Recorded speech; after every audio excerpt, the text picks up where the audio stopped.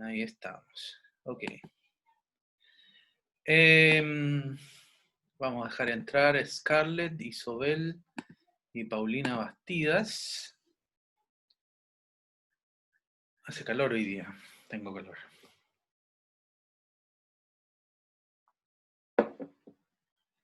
Ok, ahí ya entraron. Buenas tardes a los que recién se incorporan. ¿Mm? ¿De qué se trata esto de un proceso ubicuo? ¿Les suena la palabra ubicuo?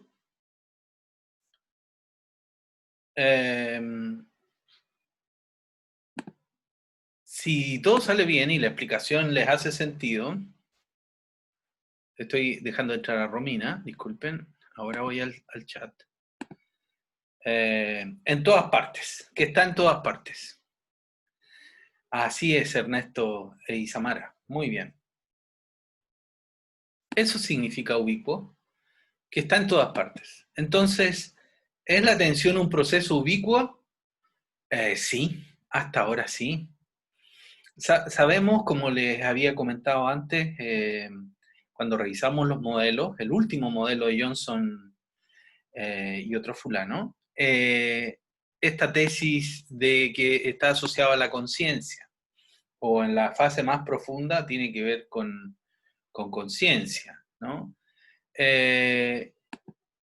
Y la conciencia sí tiene responsables funcionales, ¿no? Tiene responsables estructurales. Y cuando decimos funcionales y estructurales, estamos diciendo hay partes del cerebro que específicamente, si no están funcionando bien, la función no se genera normal tampoco, ¿no? Y esa, como les dije, era la formación reticular, ¿no? En primera instancia es la formación reticular. Y después están los colículos superiores, el cíngulo, el tálamo y la corteza con los núcleos, perdón, y la corteza con los núcleos, no son núcleos, son circuitos talámico-corticales entre los núcleos del tálamo y la corteza. Se supone que toda esa estructura se sostiene, la vamos a ver en detalle después, ¿no? Pero es para que usted sepa que yo me la sé. Toda esa estructura, si se sostiene normal, ¿no? Y funciona normal, 40 ciclos por segundo, esos 40 Hz, aparece la conciencia y por tanto, si está la conciencia, podemos focalizar la conciencia. Y a eso le llamamos atención. ¿Mm? A eso le llamamos la atención. Entonces no es raro que aparezca la conciencia y que por tanto nos genere problemas, eh, yo diría, significativos al momento de tratar de definir una estructura, ¿no? Por ejemplo, si yo les dijera, no sé, porque cómo es que uno absorbe la glucosa. Y entonces usted me va a hablar del estómago, del sistema digestivo, del páncreas, del hígado, del metabolismo de la glucosa. Pero si le digo atención, usted tiene que decir atención. Eh, los sensores, eh, los significados, la percepción, la conciencia, o sea, está prácticamente todo asociado y por eso difícil es ubicarla en algún, eh, en algún sentido, ¿no? Porque la capacidad entonces de atender va a depender de la naturaleza de la tarea o va a depender de la condición del estímulo y de todas las cosas que ya vimos, ¿no? Stephanie Meyer está entrando ahora. Entonces, ok, Stephanie. Eh, ¿cuál es la característica y por qué es ubicuo? Eh, ¿Por qué está en todas partes? Porque hay una atención que responde como proceso autónomo, ¿ya? Entonces no precisan mucha atención y pueden ejecutarse en paralelo un grado de automaticidad de la atención, ¿no? En procesos autónomos. Con otros procesos. Por ejemplo, conducir y conversar. Y eso cualquiera que lo ha automatizado puede hacerlo. Pero también está el grado de automaticidad de la atención en procesos controlados, ¿no? Entonces, una cosa es que la automaticidad exista en procesos que son relativamente fáciles de automatizar, como hablar, es decir, yo me fijo en el hablar solo si me equivoco, o peor aún, si tengo un accidente vascular, no, ni siquiera me voy a dar cuenta que me estoy equivocando. Déjenme ingresar a Pilar Guevara. Hola Pilar, bienvenida. Entonces, los procesos controlados se supone que deben ser ejecutados en serie porque precisan mucha atención, ¿no? Pero cuando se vuelve habitual, acaba por volverse también automático, ¿no? El ejemplo que ponemos acá es andar en bicicleta. Pero también hay un ejercicio, un proceso controlado, por ejemplo, cuando usted aprende a meditar, ¿no? Bueno, y ahí me voy a una situación extrema, porque aprender a meditar parece simple, y en realidad lo es, pero tiene su grado de dificultad por la naturaleza recursiva, ¿no? Buenas tardes, Pilar. Hola, hola. Eh, Estamos hablando, Pilar, de que la atención se plantea aquí como un proceso ubicuo. Y ubicuo significa que está en todas partes. ¿Bien? Eh, en ese sentido, decir que está en todas partes es como decir no está en ni una. O sea, ¿dónde está? ¿Ah? ¿Dónde está? Miren, si yo pongo atención a la estructura, a la suavidad del vaso, ¿no? O a la exquisita frialdad del vaso, está heladito, está rico. Tengo mucho calor porque a esta hora me tengo que bañar, así que estoy perfumado para poder estar más, entre comillas, vigil, ¿no? A pesar de que almuerzo temprano los viernes justamente para descansar un ratito y después me baño. Entonces, ¿es que la capacidad de atención la tengo en los dedos? Sí, sí, por supuesto. Estoy poniendo atención aquí, ¿no? Y con la yema en los dedos, ¿no? Entonces imagínese mi hermana ciega o cualquier ciego que haya sido bien instruido, bien educado en lectoescritura al braille, ¿no? Paso el dedo y siento, en este caso, la suavidad del vaso. En el caso de un ciego, siente esos porotitos que genera el punzón, se llama, un punzón y regleta, que tienen 6 porotitos, cada letra se divide en 6, ¿no? Entonces las 28 letras corresponden a alguna combinación de esas. ¿Qué estoy diciendo? Que la atención parte del proceso de información en los dedos. Sí. Pucha, ¿y no era el cerebro? Pero es que también, evidente, si yo quiero tocar algo y no lo puedo tocar, no voy a poder poner atención a aquello que quiero tocar. Entonces, es verdad que es un proceso ubicuo y que está en todas partes del cuerpo, a eso queremos decir, pero también hay estructuras que sabemos que si fallan, la capacidad atencional disminuye o se altera gravemente, ¿no? Va a entrar Ricardo Sandoval, espérenme un segundo. Y ahora voy a ver el chat.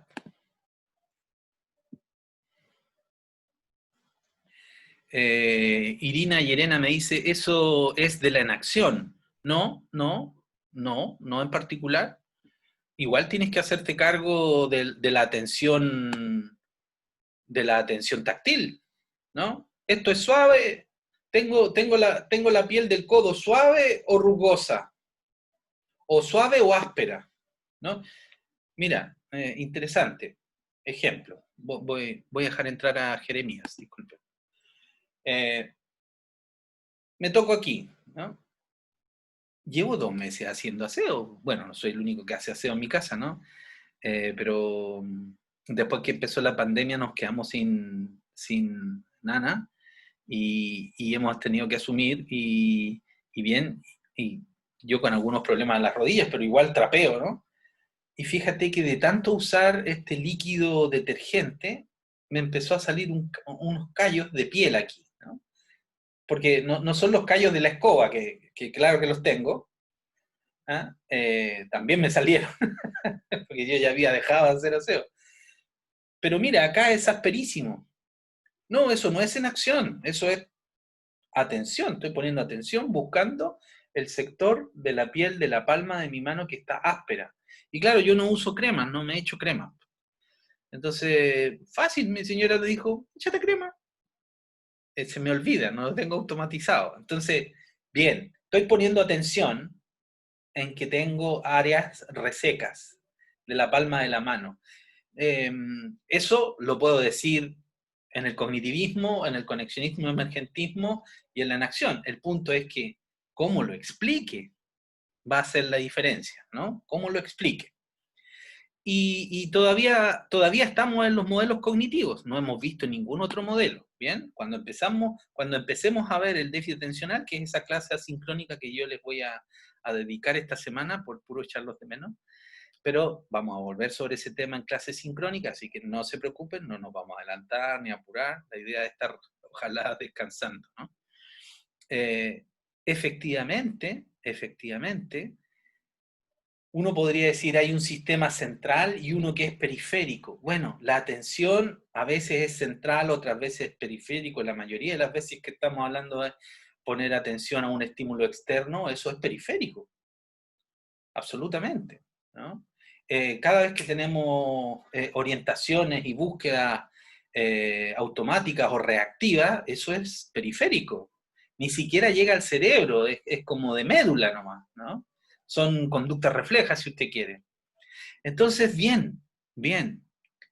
Eh, Fíjense, tanto hay un grado de automaticidad de la atención, tanto en procesos autónomos como en procesos controlados, ¿no? Entonces, usted me dirá, ¿y cuál es la diferencia entre conducir y conversar o andar en bicicleta?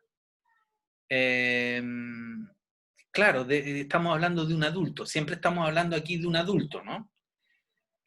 Cuando empecemos a ver el déficit atencional ahí, recién vamos a hablar de los factores de desarrollo de la atención y del entrenamiento de la atención, etcétera, etcétera. Entonces, esto que estamos planteando en el punto A es absolutamente cierto, y lo que está en el punto B también es cierto, pero no es congruente. ¿Mm? O estamos hablando de una función tan general, en el fondo, eh,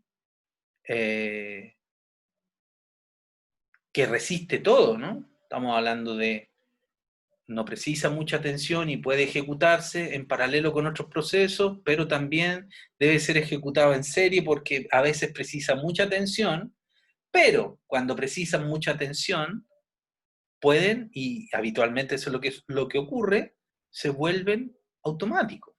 ¿Mm? Entonces usted me dice a mí, profesor, medite. Bien, yo ya sé lo que tengo que hacer, ¡pum!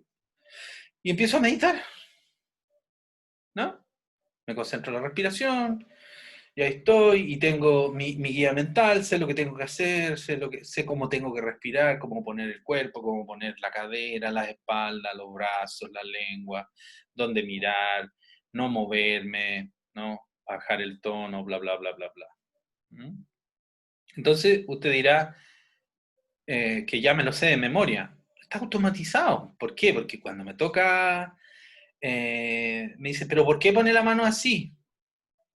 Ah, bueno, es que es la posición en que yo aprendí, ¿no? A lo mejor usted hace otro tipo de meditación, otro ejercicio. Es decir, hasta las propias actividades con la atención y concentración, que son procesos absolutamente seriales y que la primera vez que uno los desarrolla, uno está atento a que me duele aquí, a que me duele acá, no lo voy a soportar, y qué hago si se me para una mosca, le hago así o no, ¿ah? O simplemente le soplo a la mosca para que no se me pare en la cara, ¿ah? Etcétera, etcétera, ¿no? Los procesos automáticos entonces versus controlados desafían esta concepción de la atención y fueron postulados en términos experimentales, estoy diciendo, por Posner y Snyder en el 75, el siglo pasado. Entonces, por automático se entiende no consciente, fíjate. No puede ser, voy a sacar esto, no puede ser reportado en detalle, inspeccionando, o sea, inspeccionado en detalle, ¿no? Es no consciente, no puede ser reportado intencionalmente o inspeccionado. Consume poca atención y opera rápidamente, ¿ya? En cambio, procesos controlados son procesos deliberados. Puede ser inspeccionado, usa atención y es más bien un proceso lento, ¿ya? Voy a dejar entrar a Nancy, que parece que se cayó su sistema.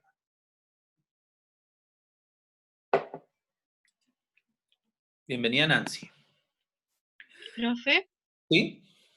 los procesos automáticos no conscientes, ¿qué proceso habría ahí, por ejemplo?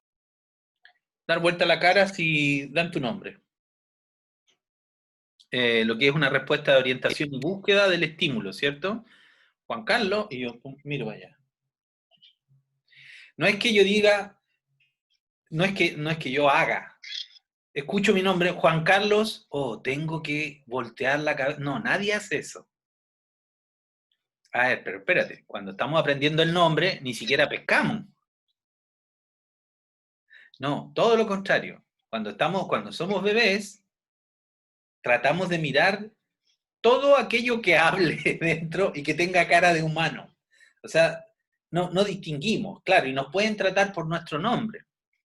Y claramente nos vamos a demorar como 10 meses en discriminar nuestro nombre. Y vamos a actuar frente al estímulo, porque lo interesante, Pilar, además es que nosotros no lo podemos decir. No tenemos la capacidad motriz como para decir mi nombre es Juan Carlos Romero. No, no. ¿Ah? Con suerte decimos mamá, papá, tete, upa, algo que corresponda a la leche, ¿no? Algo que corresponda al dolor o al susto, ¿no? Y así. Entonces, efectivamente, uno tiene conductas de atención que son claramente adquiridas a través del desarrollo y que están automáticamente instaladas ya, ¿no? Claro, ahora uno podría decir, ¿eso es reflejo? No, no necesariamente, no necesariamente. Pero, por ejemplo, si tú te tropiezas, ¿no? En la calle, vas a tender a proteger la cara, ¿no? Si te caes hacia adelante. Eso no es aprendido, eso es reflejo. No es que tú digas, voy a tocar la tierra con mis dedos, voy a poner atención en la rugosidad del piso. No funciona así. No hay una toma de decisión. Entonces, la misma automaticidad que yo le veo a una conducta refleja, se la estoy viendo a la respuesta de orientación si alguien me llama por mi nombre, ¿no? Y especialmente si estoy en un lugar donde no espero que me nombren, ¿no? Por ejemplo, en un espacio público, ¿no? Eh, etcétera, ¿no? Había algo en el chat, déjenme ver. Claro, una compañera está en la sala de espera. ¿Y quién será? Porque no tengo a nadie en la sala de espera ahora. ¿No? Era Nancy. Ah, ya. Y después de Nancy entró otra persona. Sí. Voy a ver si hay algún WhatsApp. Aquí está, hace 5 minutos la Nancy. ¿Quién le dice al profe que me deje entrar? Que se me había apagado el not. Claro, recuerde que no tiene que pedir, no, tiene que conectarse nomás y a mí, si usted hace bien el, el link y el ID, efectivamente, bien, de nada, gracias por avisar. Ya. Solo tienen que volver a entrar, porque como yo les digo, algún día les voy a...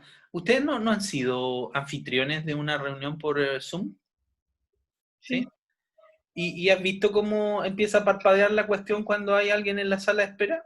Hay dos cosas que parpadean. Una que parpadea ahí en los participantes, se prende todo y es uno de los espacios más grandes. En mi computador tiene como 2-3 centímetros. Y el otro es el chat, ¿no? El chat también se prende. Y yo después cuando veo las grabaciones, no aparece ni lo uno ni lo otro en la pantalla. Eso me parece mágico, ¿eh? Graba hacia atrás, no estas cosas que... Porque yo, por ejemplo, cuando dejo entrar a alguien, dejo de poner atención en el PowerPoint porque me tapa. ¿Ah? Lo mismo si desarrollo el chat. ¿Ya? La Camila Donoso, Cristal, ya, bien, ok. No sé si te contesté, Pilar. Sí, ¿Sí? profe, gracias. Ya. La velocidad del proceso es un criterio informal para definir si algo es automático o controlado. Siempre los procesos controlados son lentos. Siempre, o sea, sí, definitivamente, ¿no? Eh, la velocidad del proceso es un criterio informal, pero hay procesos automáticos lentos, por ejemplo, en el caso de lesiones cerebrales. ¿Ah? Lo del perro dálmata, por ejemplo, ¿no? Quizás también el fenómeno de en la punta de la lengua. ¿Ah? Si yo me acuerdo de este nombre, espérate, lo voy a decir, y ahí nos quedamos, ¿no? Y efectivamente uno siente, claro, tú no sientes cómo se activan las zonas neuronales, no sientes la sinapsis, sino que sientes que no tienes el nombre y que quiere y que estás esperando que salga nomás, ¿no? Bien, ¿y qué haces? Bueno, yo tengo ciertos métodos, es como que empiezo a esperar en que la memoria de trabajo, no, nadie se imagina eso, tampoco, no, es que voy a activar el segundo núcleo del tálamo en vez del tercero, y claro, y esto influye sobre la porción del hipocampo que define la memoria semántica, y seguro que ahí me resulta. No, nadie puede controlar eso, ¿por qué? Porque incluso el lenguaje, que nos cuesta tanto aprenderlo. A ver, ¿cuánto se demora una persona en hablar? Usted me dirá, 1 año, 2 años. No, se demora 7 años. 6 años los más brillantes, 7 años. ¿Por qué? Porque manejar las nociones de tiempo, espacio, son las más difíciles, los adverbios de tiempo, especialmente, ¿no? Y esas son tardías, son entre los 6, incluso sin haber ningún problema, pueden estar hasta los 8 años, ¿no? Explíquele a un niñito de 5 años cuándo es la Navidad. Tú le dices, mira, es en diciembre, ¿ya? ¿Y eso es mañana? No te lo va a preguntar, pero ¿falta mucho? Claro, faltan 5 meses, ¿no? Faltan 5 meses. ¿Y qué son 5? No. Claro, si tiene 3, probablemente no va a saber lo que son 5. Entonces, cualquier explicación que tú le des, en el fondo, al niño le interesa de acuerdo al nivel de procesamiento de información que tiene, ¿no? Entonces, por eso no nos vamos a meter con niños todavía, ¿ya? Y por eso estamos tratando de entender los procesos cognitivos en adultos, ¿bien? ¿Por qué? Porque en adultos y en sujetos con lesiones o sujetos con habilidades distintas, como los sordos, los ciegos, todo esto es distinto, ¿no? Todo esto es distinto, y es distinto incluso a nivel de integración neurofuncional. Ok, entonces, claro, yo no sé si alguien... ¿se acuerdan del ejemplo del dálmata, sí? Que yo les puse como tarea, busque el perro. Que alguien nunca haya visto el perro, que incluso ahora no lo pueda, porque hubo un compañero, no sé si fue de este grupo, eh, eh, Cristal pregunta como integración neurofuncional. Uy, a ver, eh, lo neurofuncional se supone, a ver, de nuevo, si yo pregunto cuál es el metabolismo, bueno, no le eché azúcar, pero imaginemos que le eché azúcar al café. ¿Ya? Imaginémonos que este café tiene azúcar, glucosa. No, no es glucosa, es sacarosa. Y de hecho la sacarosa la voy a transformar en glucosa con un proceso digestivo. Entonces, yo sé cómo lo que le pasa al azúcar, sé cómo se transforma, ¿no? Y lo sé tanto que puedo ir diciendo más o menos, ¿no? Correlativamente, cuántos minutos llevo metabolizando el jugo que me tomé delante. En cambio, cuando hablamos de la atención, pucha, yo le voy a tener que decir, depende del estímulo, depende del problema, depende de la situación, depende del nivel de entrenamiento, depende de la experiencia, eh, depende de muchas cosas. ¿Qué depende? ¿Cuál va a ser el funcionamiento que se le va a requerir al sistema nervioso para tener conducta atencional? Ese es el tema. Y aquí justamente estamos haciendo una serie de distinciones que va a llevar a la psicología cognitiva a poner mayor atención, ¿no? ¿Por qué? Porque claramente el sistema nervioso se puede distinguir funcionalmente, o sea, uno es el camino que siguen aquellos procesos autonómicos o automáticos, ¿ya? Y otro camino muy distinto son los procesos controlados. ¿Bien? Y resulta que en los dos tipos de procesos, automáticos versus controlados, se puede ejercer atención. Chupaya, o sea, no hicieron el proceso atencional pensando en los mechones. No, porque es complicado. Espérate, y cotidianamente es tan simple. ¿Sí? Y cualquiera te dice, pon atención, y uno pone atención al tiro, ¿no? ¿Ah? O hace como que pone atención, porque esa es la otra, ¿no? Sabemos que no tenemos que interrumpir, sabemos que, bueno, todas cuestiones, sapiencias que se forjan en una cultura, insisto, patriarcal, matriarcal, autoritaria, ¿cierto? Donde la conducta tiene que estar al servicio del discurso del otro, ¿no? Y a eso le llamamos ser un buen alumno, estar calladito ahí sin interrumpir, ¿no? No es la idea, no es la idea, no es la idea. La vida no es una sala de clase, ¿no? Mira la prueba de Strop. Y entonces, para esto sí servía la prueba de Strop, para distinguir cuál es la performance en tareas que son actuales versus tareas que vienen controladas desde hace tiempo. Carolina Aravena decía, mi atención puesta en su máxima prueba en clases online. Bueno, pero te desafío, te vas a distraer ligerito, porque yo soy especialista soy ideo fugaz, entonces además, para mí es una maravilla que esta clase se pueda grabar, ¿no? Ana Paula Subso se está incorporando. ¿Ya? Esto lo digo no para que la Ana Paula se sienta mal, sino que para que ustedes sepan por qué hago la pausa, porque no veo mi PowerPoint ahora. Y claro, y en el caso de la Paula y también en algún rato Nancy, ¿cierto? Aprieto varias veces y ahí recién entró, mira. Bienvenida, Ana Paula. Entonces, la prueba de Strop. Nombra el color de tinta en que está escrita cada palabra. Mira, en los ensayos Strop, las palabras mismas se refieren a colores, ¿no? La palabra rojo está impresa en tinta azul, ¿sí? Entonces, la lectura de las palabras es automática. Y lo que interfiere con nombrar los colores, ¿no? Una cosa es que yo te pida que leas y otra cosa es que me digas los colores de las palabras, ¿no? Mira acá, estas palabras no tienen sentido, ¿no? Si las pueden leer, por favor. Entonces, si yo les tomara el tiempo, ustedes rápidamente van a decir, van a leer, ¿no? Porque ya está automatizado en ustedes. No, ¿qué pasa si traigo al Simón?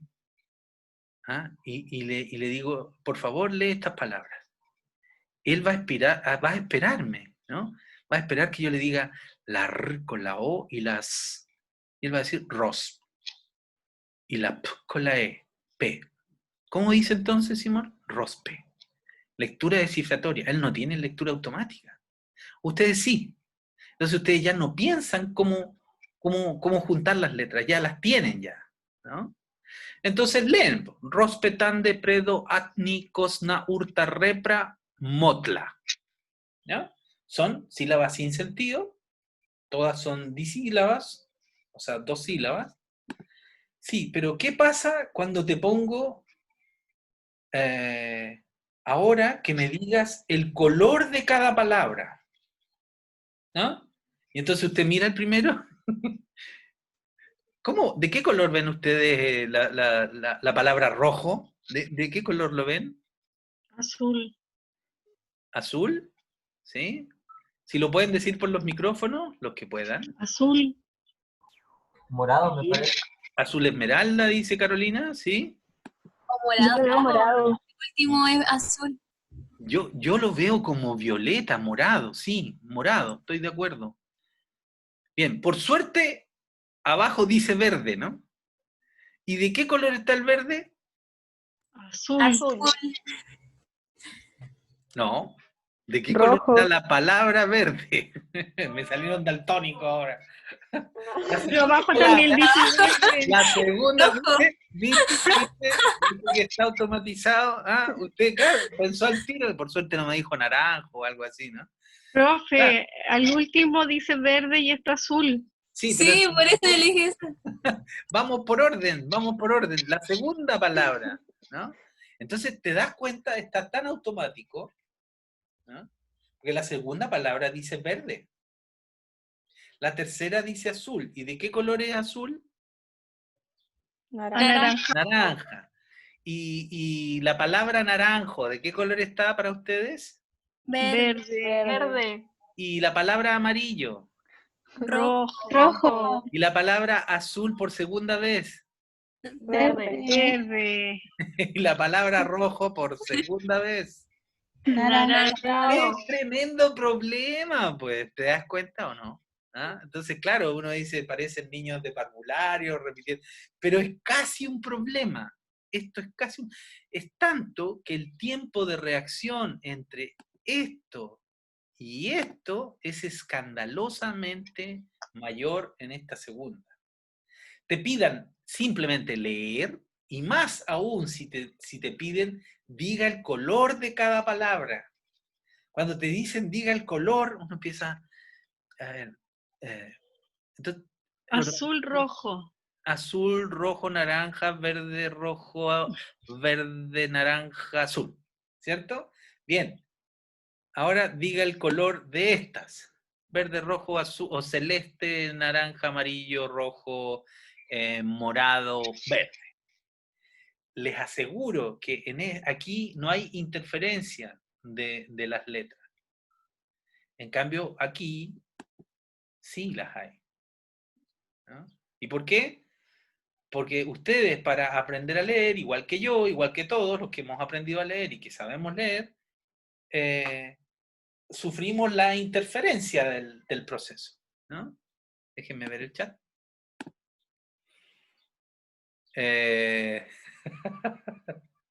El Ernesto estaba contestando ahí, rojo y azul, violeta. Claro, leer es automático. Ahora. Entonces, por supuesto, si no sabes leer, no hay drama. Y claro, el problema es que justo cuando estás aprendiendo a leer, también estás aprendiendo a reconocer los colores, ¿no? Hoy día es casi frecuente que los niños aprendan incluso un poquito antes de los 6, ¿no? Mis hijos no son superdotados, son gente absolutamente normal y todos aprendieron antes de los 4 o de los 5, ¿no? El Simón es el que más se ha demorado. Y hay una razón para ello. Él sufrió una lesión grave en el cerebro. Un tío, por un accidente, lamentablemente. Un tío lo levantó y no se dio cuenta que arriba había una viga de fierro. Y era la única viga en todo el espacio. Y el tipo lo agarra con tanto cariño y lo sube y ¡pah! El otro terminó ahí, estuvimos con manda hasta todos los santos. Fue horrible, horrible. En el colegio se portaron muy bien, sí, el colegio andino. Y yo casi me morí. Casi me morí. Ha sido las experiencias más difíciles para mí. ¿Por qué? Porque lo estoy mirando y lo evalué, ¿no? Entonces le dije, sígueme el dedito, y un ojo para allá, el otro para acá. Entonces, contusión cerebral, ya lo tenía claro. Pero no terminaba de decirle eso, y se le cayó a un lado No. de la cara, imagínate. Y eso sí es pérdida de motor, y se le cayó, perdió el equilibrio. Entonces lo tuve que afirmar, ahí nos sentamos, no, fue horrible. Y el Simón es peculiar, tiene cosas de integración que son distintas. ¿Ah? Pero bueno, está aprendiendo a leer ahora. Yo le estoy igual que a los otros, enseñando desde los 4 años, y suponte tú, un año repitiendo las vocales, y un día me dice, pero papá, ¿qué tanto me preguntan las vocales si me las sé? 1, 2, 3, 4, 5, 6. Y yo así, claro, y angustiado ya, yo no había qué hacer. Pues, ¿no? Pero él consciente, ¿no? Consciente de este hándicap, ¿no? Pero difícil situación, ¿no? Pobrecito, sí, claro. En el contexto de lo que son entonces los aprendizajes, si nosotros le tomamos esta misma prueba, el efecto Stroop, a un niño de 4 años, evidentemente solo le vamos a poder poner colores primarios probablemente, o los colores básicos, ¿no? No tienen que ver solo con radiaciones y con... No, tiene que ver con aquello que enseñamos en los colegios y que eventualmente sabemos que, por ejemplo, los colores verdes, ¿no? Los colores verdes están asociados a cosas descompuestas, evolutivamente, ¿no? Por eso los niños miran bien la comida cuando es verde. Y si es más encima cremosa, peor, ¿no? Y lo otro que claramente se descubrió en los años 80, 90 y se constató después en el 2000, es el rojo. El color rojo no se procesa como un color. No se procesa así. Si fuera información, no sería un color. Sería como un estímulo. Lo que hace el color rojo es llamar la atención y generar respuesta adrenérgica, ¿no? Entonces, evidentemente ahí hay un vestigio evolutivo, ¿no? De nuestra historia de homínidos y de lo importante que era discriminar si alguien sangraba o no. Claro, ahora si tú te cortas un poquito, te lavas, en todas las casas hay jabón, en todas las casas hay agua por lo menos, o en casi todas, ¿no? Y por supuesto, en nuestra historia citadina urbana, tenemos además antisépticos, parchecuritas, ¿no? Sí, pero hace 10.000 años ni agua teníais. Entonces teníais que esperar que se formara la corcha, ¿no? Y te aseguro que nadie se cortaba la puntita del dedo, o sea, era muy frecuente perder trozos de musculatura o tejido adiposo y la infección era gravísima, ¿no? Voy a ver el chat. Alcohol gel, claro, por ejemplo, si tuviéramos. Ahora subió tanto de precio que un lujo. Yo prefiero hacerme un alcohol gel con Chivas Regal. ¿Ah? Es un whisky por si acá, ¿no? Para el que no conozca los Chivas, ¿no? Aquí hay procesos entonces de la tarea que son absolutamente intencionados y en el momento. La instrucción, ¿no? Lea las palabras. Y también la respuesta a la pregunta, identifique desde arriba hacia abajo el color de cada palabra. ¡Pum! Y la diferencia entonces que se produce en los tiempos de reacción arroja de que efectivamente hay una interferencia de los procesos automáticos sobre los procesos controlados. ¿Bien? Entonces, ¿cuál manda? ¿Cuál manda? Se supone que el proceso controlado, pero ojo, hay interferencia, ¿no? Este es el original, ¿ah? Mire el gráfico y diga el color, no la palabra. Por favor, háganlo. Mire el gráfico, o sea, está este listado. Aquí son más traidores porque te dicen, te lo ponen como el movimiento ocular fuera para lectura. Y solo con ejecutar el movimiento ocular, es decir, mirar desde la izquierda hacia la derecha, evidentemente se parece muchísimo a leer, ¿no? Entonces hay un conflicto ahí derecha-izquierda, ¿no? Se supone que, además de esto, hay una predominancia de la lectura centrada en el hemisferio izquierdo, ¿no? Y la percepción de color, orientado más a las sensaciones estéticas, eso debería estar en el hemisferio derecho, ¿ya? No es que esté, aquí hay también una falacia, porque efectivamente cuando, ese es azul o morado, el primero. Bueno, vamos a ir, aquí por ejemplo, acompáñenme, verde, rojo, yo digo que es ¿Dónde? morado, ¿no? ¿Dónde? Sí, parece más morado. Donde El dice Es morado. naranja, donde dice Yo lo naranja, veo azul. tú lo ves azul, mira. Bien, yo lo agrandé, ¿eh? Cuando lo puse, claro que no sé cómo salir de ahí si lo agrando, a ver. Ahí, por ejemplo, Ahí sí, ahí Se mejor. ve azul. Sí, se ve más morado ahí. ahí se Yo ve lo más veo azul. azul. En el mío se Siempre ve más azul. Yo azul. lo sigo Claro. viendo azul. Yo igual lo veo azul. Amarillo, azul. Entonces, diga por favor el color. Pruébelo. Pruebe. Verde, Verde, rojo, azul, amarillo, azul, negro, rojo, azul, verde, negro, rojo, amarillo, verde, azul, negro, azul, rojo, verde, ese amarillo parece, y celeste. naranja. El mostaza, el naranja. Yo aquí lo veo más mostaza que naranja, pero en realidad yo diría que es naranja, ¿no? Y la palabra rosa está escrito con un bello celeste, ¿no? Otro Sí. ya, turquesa, no sé. ¿Ah? Bien, esta es la prueba, ¿no? Esta es la prueba y eso es lo entretenido, ¿no? Profe, ¿y si lo leemos al revés? ¿Qué pasa? Al revés significa a ver. Desde la derecha hacia la izquierda. Creo que sería lo mismo porque igual tú veis en sí la palabra, pues no la leí así, ¿no?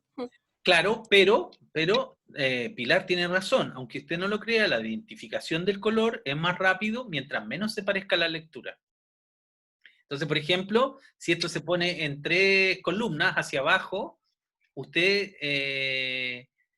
se va a equivocar menos y el tiempo de reacción va a ser menor también. Mientras menos se parezca a la automatización de la lectura, más rápido el procesamiento. Mientras más se parezca, por supuesto, si yo a usted le hago, como en el anterior, ¿no? Le hago leer palabras de 2 y 3 sílabas, dos sílabas, pero sin sentido, y le hago leer eso, y le hago identificar lo que usted está haciendo en esta, por ejemplo, es que usted desafía la lectura. ¿Por qué? Porque son sílabas sin sentido. ¿Se fija? Entonces usted, al leerlas, va a tener que leerlas lento. Entonces todo se enlentece. Rospe, tande, predo, adni, cosna, urta, repra, motla. ¿No? Y aunque usted no lo crea, estas fueron parte de las originales. Pero distinto es cuando te digo, ya, ok, lee el color ahora. Lee la palabra. Rojo, verde, azul, naranjo, amarillo, azul, rojo, verde. Ahora di el color y ahí te queda la ensalada, ¿no? ¿Por qué? Porque también hay una adecuación al contexto del problema. ¿Bien? Entonces, tenemos Profe, dos... Sí, pregunte. entonces eso me hace pensar que hay algunos aprendizajes que son como más prioritarios o en primer término que otros, y por tanto, por ejemplo, cuando vemos estas fichas donde hay una palabra que sí conozco, primero mi atención está en la palabra y luego en el color. En cambio, cuando no es una palabra que conozco, primero está el color y luego la palabra. A ver, si estamos hablando de palabras, evidentemente la lectura se hace tradicionalmente sobre letras negras. ¿Ok? Si usted revisa el hispanoamericano, los silabarios, las No, letras... perdón, no me expresé Ah, bien. ya. Lo que yo quería saber es que en este proceso de atención, cuando uno pone atención a algo, es porque lo conoce primeramente. Ah, ok, ok. Entonces, en este caso, como conozco las palabras, lo primero que veo son las palabras que conozco y luego los colores. Mi primera atención sería sobre lo que conozco. A ver, lo que pasa es que usted hace rato, y probablemente en términos ontogénicos, es decir, en su edad, usted aprendió primero los colores y después aprendió las palabras. ¿Sí? ¿Cuál es el problema? Que si el estímulo son palabras, no es significativo el color. ¿No? No es significativo el color. No importa en qué color esté, la palabra suena igual. ¿Se fija? Entonces, Stroop fue genial por eso. Por eso los psicólogos experimentales son gente brillante normalmente, porque se hacen unas preguntas así, ¿y qué para ver? Si esto es lo que debería pasar. Ok, no debería haber diferencia. Si eso fue lo que se planteaba. Dijeron, y espérate, esta fue una pelea grande que dio Stroop. La lectura es un proceso automático, no tendría por qué interferir el color. Ya, pero yo te voy a poner una experiencia donde sí interfiere. ¡Pum! Y se le ocurrió hacer esto. Dejó la escoba. Y además casi le dan el Nobel de Psicología. No, mentira. Pero obviamente que fue genial. O sea, se reconoce ahí, ¿no? La práctica y la automaticidad. Entonces, aquí hay que tener harto sentido común, ¿no? En términos de cuáles son los contextos de aprendizaje. Yo les insisto, puede ser que en una sala les pongan los números con distintos colores simplemente para llamarles la atención, contra un fondo gris o qué sé yo. Pero normalmente, después que usted pasa esa fase de discriminación, lo que viene es lo que usted tiene aquí en este mismo PowerPoint, ¿no? Fondo blanco, letras negras, ¿no? ¿Por qué? Porque así es como usamos el grafito inicialmente. El grafito es negro, ¿no? Claro, ahora que estamos digitalizados, probablemente uno podría decir, podríamos usar letras de cualquier color, pero la verdad es que no. A ver, el Profe, Ernesto. vea el chat. Sí, Ernesto dice, creo que el enfoque del experimento es que la palabra transmite un significado que no concuerda con el color de la letra. ¿Ya? En el experimento se pide ver uno de estos aspectos, pero surge una contradicción, puesto que parte de ese estímulo es contradictoria al estímulo pedido. Discrepo, Ernesto, discrepo. No es que sea contrario, es que el proceso atencional tiene capacidad limitada. No es contradictorio. No es contradictorio. Es que no puedo poner atención al color sin poner atención a lo que la palabra dice. ¿Por qué? Porque la lectura es automática. Y entonces solo con el hecho de mirar una palabra, la voy a leer. Ernesto, es primera vez que tengo un alumno, y yo hago clases desde muy temprano en mi desarrollo. Empecé a hacer clases en Iquique a los 25 años. O sea, llevo 30 años haciendo clases, 31 años. Nunca me había tocado un alumno Montufar. Es primera vez que conozco ese apellido, ¿no? Montufar.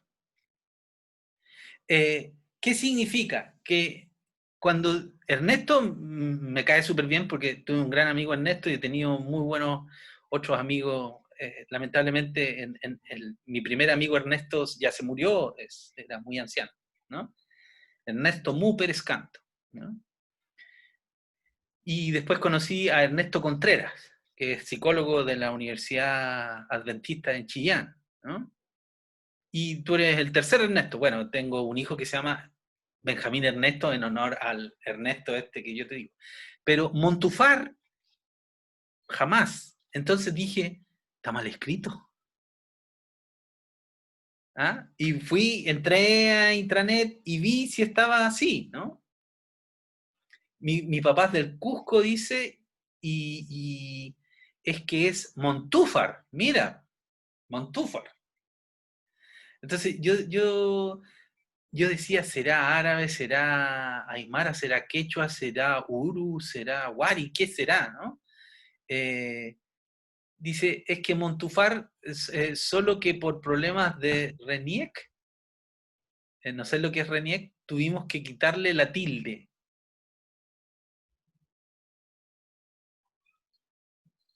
Es como el registro civil, mira, no tenía idea, ya.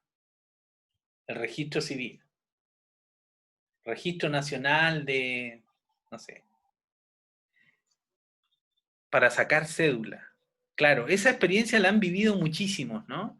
Y no es raro encontrar, por ejemplo, yo no sé si tú sabes, pero en el sur de Chile hay mucha colonia alemana, desde la 8ª región hacia la 10ª región. Y hay muchos alemanes de apellido Müller, que se escribe así, tal como suena, M-I-L-E-R, Miller. ¿Por qué? Porque el oficial del registro civil no entendió el deletreo que le hizo el alemán al momento de inscribirse, ¿no? Claro, Vicente Pérez Rosales, un destacado político chileno del siglo XIX, fue responsable de las primeras migraciones de Alemania al sur de Chile en el siglo XIX, 1880, 1800, después de la Guerra del Pacífico, ¿no? Una migración fuerte de alemanes. Y tú vas hoy día a Valdivia, Osorno, Puerto Varas, Yanquihue, Frutillar, todo ese sector está lleno de alemanes, ¿no? Bueno, también Villarrica, ¿no? Por eso desde la 9ª, de la 8ª para allá, ¿no? La Araucanía también. ¿Qué estoy diciendo entonces? Que no es contradictorio, no es contradictorio en el sentido de que el cerebro haga, no, es porque la atención realmente es un proceso absolutamente focalizado, ¿no? Y si se mete en este proceso controlado de decir los colores de cada palabra, la automatización influye, ¿no? Eso es lo entretenido de buscar un proceso, porque lo que estamos viendo aquí es dónde está la atención, ¿no?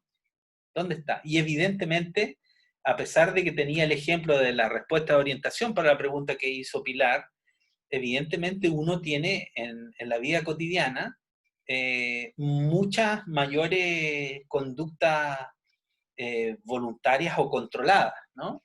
Y no necesariamente automatizadas. Yo acompañé a mi hermana ciega durante 4 años al colegio y nos íbamos caminando, eran 13 cuadras.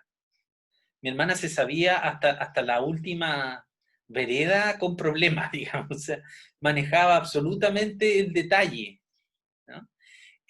Por supuesto, si uno es visual, tú miras y rápidamente automatizas.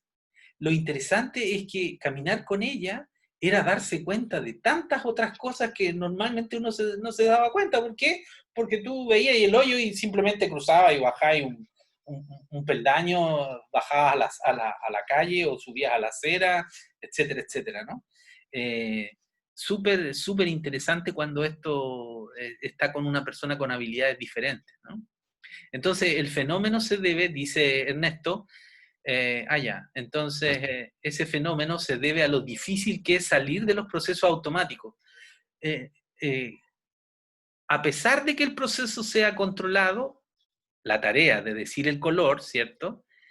Como la lectura es un proceso automático, compite por el foco atencional. Y en el fondo te distrae, te echa a perder, te confunde, ¿no? Esa es la... Y entonces, ¿qué te está diciendo esta evidencia? Primero que se refuerza toda la tesis de que es una capacidad limitada, ¿no?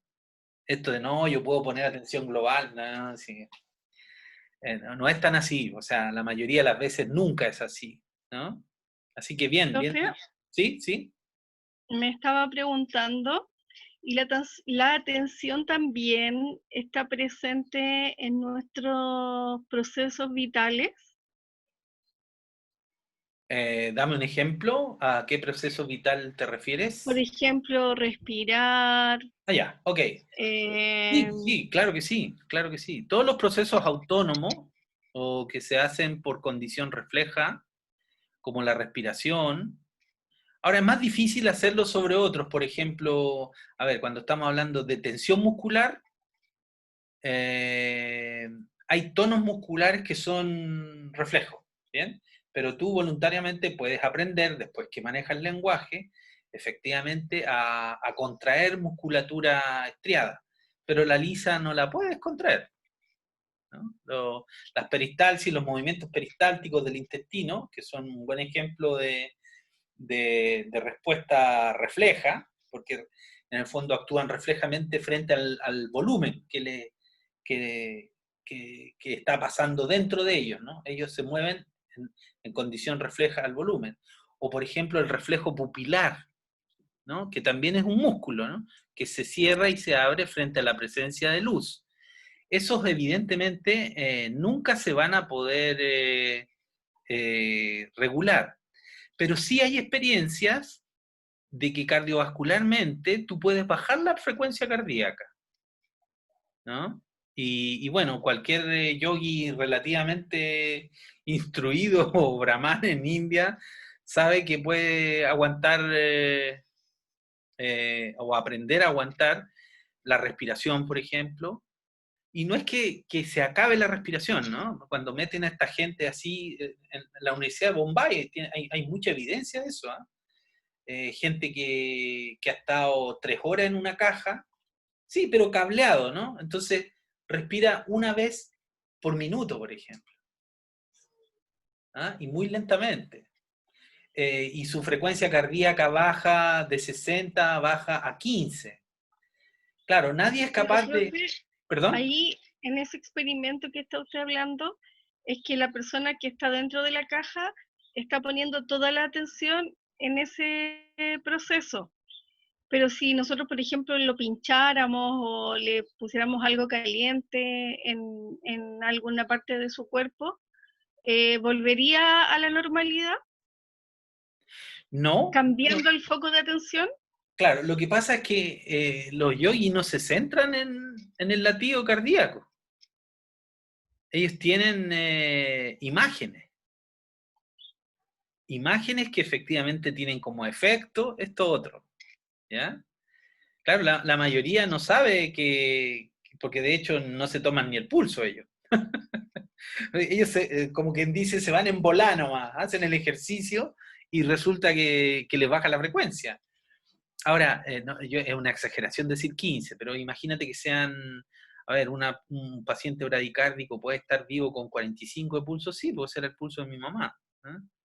Tuvo enfermedad del nódulo sinusal y le pusieron marcapaso como a los 50 años. Y entonces era súper complicado porque estaban llegando los microondas a Chile y ella no podía ponerse cerca del microondas, era un marcapaso ruso en tiempos de Pinochet. Entonces mi mamá decía que bueno, ella era comunista también, ¿no? Entonces echaba broma de que los microondas le iban a echar a perder el marcapaso, ¿no? Y era un marcapaso así, ¿no? Ahora son de la mitad, pero es básicamente por la batería, ¿no? Son baterías que en ese sentido se recubren, ¿no? Para no generar daños ahí. Entonces, si una persona está en un curso de pensamiento, claro, si tú le cambias las condiciones bruscamente, probablemente lo vas a sacar de la atención, sin duda, sin duda. ¿Ah? Hay unos ejemplos muy buenos de chinos y de japoneses, ¿no? Por ejemplo, budistas Shinto, ¿no? Van a monasterios que están muy altos, eso en Japón, y hacen esta experiencia de tolerar el frío, ¿no? Van y se ponen piluchos, se exponen piluchos o con simplemente un calzoncillo desnudo, ¿no? estando 15, 10 grados bajo cero, sentados sobre la nieve. Y los tipos ni siquiera les baja no les baja la temperatura. ¿Ah?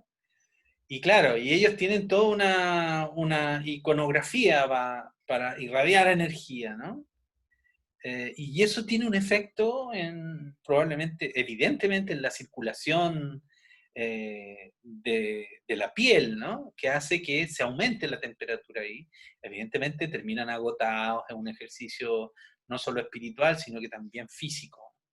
Terminan normalmente muy agotados, pero pueden estar una hora a 10 grados bajo cero y normalmente una persona no aguantaría ni 10 minutos. ¿No? Y después de 10 minutos entra en colapso, le baja de 35 la temperatura y colapsa su metabolismo, se muere nomás. Entonces, sabemos que es posible hacer esas cosas, ¿no? Pero nosotros podemos controlar la respiración, pero controlarla. A ver, quédate 2 días sin respirar. No se puede. No se puede. Puedes estar, no sé, 2 minutos, 4 minutos. Los campeones mundiales de apnea pueden estar, además, moviéndose, ¿no? En casa submarina, ahí hay unos iquiqueños y otros ariqueños acá fantásticos, ¿no? Cerca de 6 minutos, 7 minutos debajo del agua. Eso no es trivial, ¿eh? No es trivial. Y definitivamente también les pasa lo mismo, que baja la frecuencia cardíaca, de hecho el tórax se contrae, entonces el tipo, si se ahoga, se va a ahogar por falta de oxígeno, no porque le entró agua a los pulmones. ¿Ah? Es increíble ahí cómo se adapta el metabolismo. También el argumento ahí es que nosotros podemos, entre comillas, desarrollar aspectos de nuestra historia como especie, ¿no? Y claro, todos los homínidos, como en cuanto a mamíferos, venimos del agua, ¿no? Venimos del mar. ¿Qué decía esto de práctica y automaticidad acá? Entonces Shiffrin y Schneider, ellos hicieron un experimento en que los sujetos buscaban blancos en arreglos cada vez mayores, por ejemplo, dígitos en letra. Esto yo se los conté en las clases anteriores, ¿no? Si los estímulos a buscar eran los mismos siempre, por ejemplo, 3 dígitos o 4 dígitos, que ustedes ya saben, con práctica los sujetos lograban buscar en paralelo, ¿no? Es decir, muy rápidamente, ¿no? 450 milisegundos, esto es menos de medio segundo, con 4 dígitos por vez. En cambio, cuando se revertía el orden, es decir, buscar letras entre dígitos, el rendimiento decrecía hasta lo mismo previo a la práctica. O sea, más de un segundo, casi un segundo y medio, buscando 4 blancos por vez. ¿Qué significa eso? Que la práctica, a ver, el cerebro tiende al tiro a la automatización, tiende al tiro a la habituación. Y ese es un problema. ¿Ah? O puede llegar a ser es una gran ventaja. ¿Por qué es una gran ventaja? Porque el recurso atencional exige gasto energético, compromiso de funciones superiores, ¿no? Y evolutivamente la idea es responder rápidamente nomás, ¿no? Frente a las cosas que son eventualmente peligrosas. ¿Ya? Y aquí entonces es que la práctica que te puede llegar a la automaticidad te perjudica frente al cambio de tarea. ¿Ah? Ese es el tema. Entonces llegamos allá aquí a la parte final, ¿no? Quedan poquitas. Procesos automáticos y procesos controlados. Entonces, frente a los modelos de filtro y de recursos limitados centrados en el carácter selectivo de la atención, y en la cuestión de su capacidad, Shiffrin y Schneider propusieron la existencia de procesos automáticos y controlados para explicar aquellas situaciones en las que las personas demuestran una notable capacidad para hacer 2 o más cosas a la vez. ¿Bien? Entonces, ¿qué significa? Que, no sé si ustedes lo han visto, pero seguramente lo han visto. En las esquinas tenemos jóvenes que hacen malabares, ¿no? Y claro, hay uno que es experto en palitos chinos, ¿ah? Que se para ahí cerca de la UTA, normalmente con el camino a las pesqueras, ¿no? Sí, pero hay otros así, winner. ¿Qué significa winner?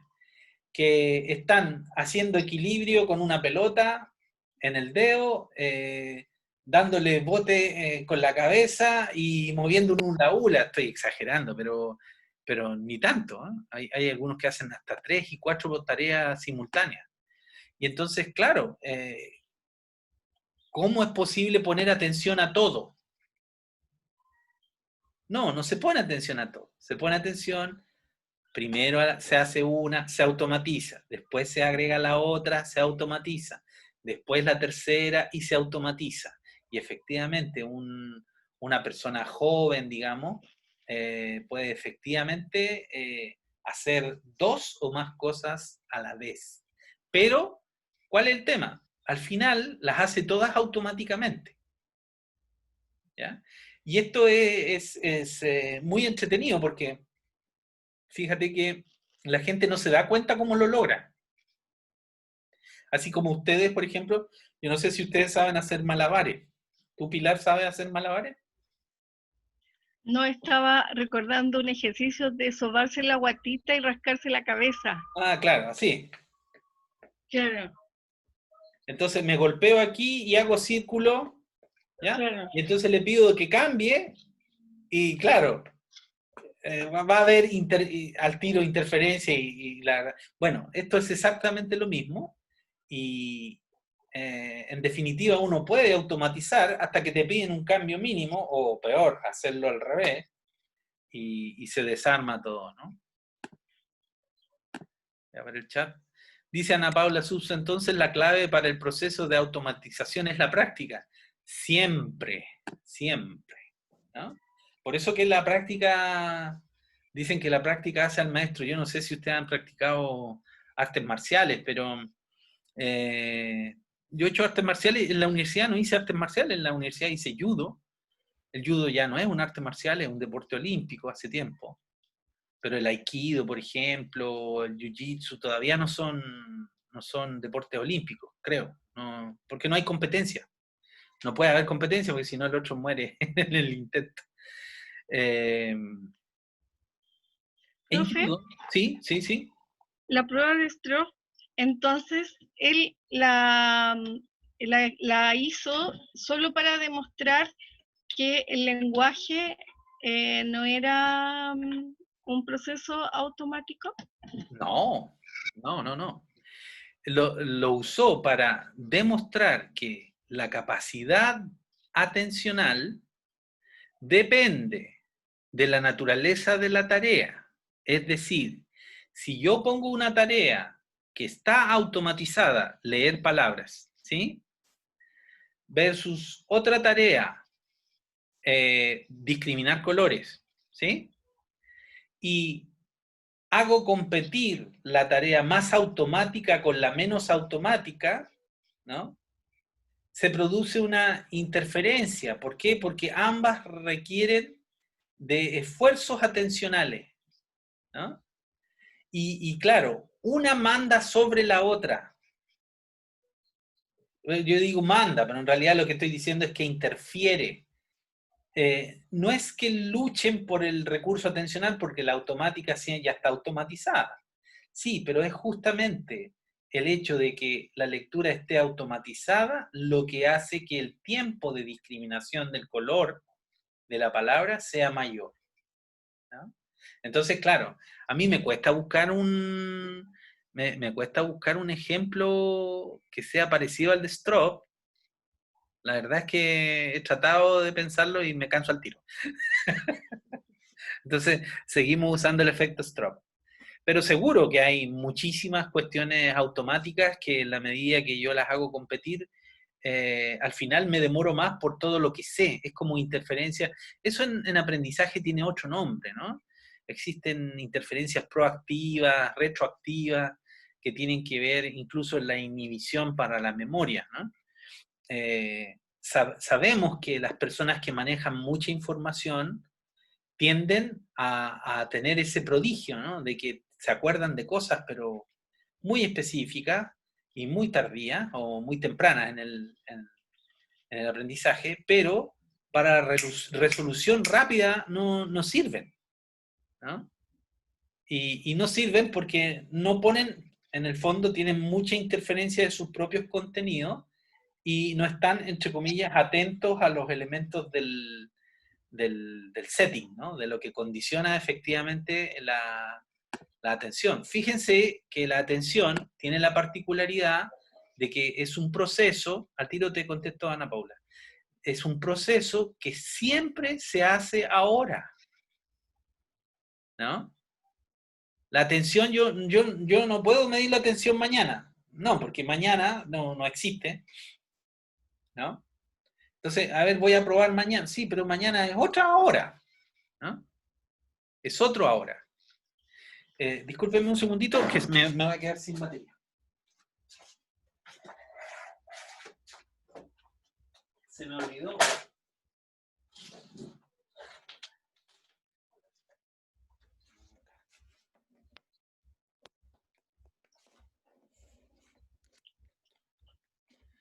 Casi se me fue la batería. Por suerte me avisó. Ya, ahí sí. Entonces, Ana Paula dice, ¿los procesos de automatización pueden ser un problema a la hora de aprender un idioma nuevo? ¿Ese podría ser un ejemplo? Es un ejemplo, sí, pero claro, la presuposición ahí, eso se explica más por lo que yo te mencionaba de inhibición proactiva y retroactiva. Pero para efectos comunicativos, fíjese bien lo que le voy a decir, para efectos comunicativos, usted ya tiene los scripts. ¿Qué son los scripts? A ver, es probable que usted no sepa hablar chino, pero si llega a China, usted sabe cuál es la forma de pedir comida en un restaurante, que parezca un restaurante occidental, evidentemente, ¿no? ¿Por qué hiciste así? ¿Hiciste así? Porque hay, digamos, yo en China no sabría distinguir, no por usted, sino que yo digo comer, el acto de comer, puedo... En el lenguaje de señas, en el lenguaje de señas, querer comer es así. Y por ejemplo, mis nietas, mi hija les enseñó cuando tenían hambre, ¿no? Y ellas sin ninguna expresión empiezan, pum, y ella sabe ya que les dio hambre, ¿no? Bueno, tiene un sistema de crianza muy sui generis ella, además que, ¿qué le voy a decir yo? Si yo nunca tuve dos al mismo tiempo, o sea, tuve dos al mismo tiempo, pero tenía 8 años de diferencia, ¿no? Ella y su hermana. Entonces era mucho más fácil. Entonces, el tema de los scripts, Ana Paula, facilita mucho el aprendizaje de una situación a otra, o sea, de un idioma a otro.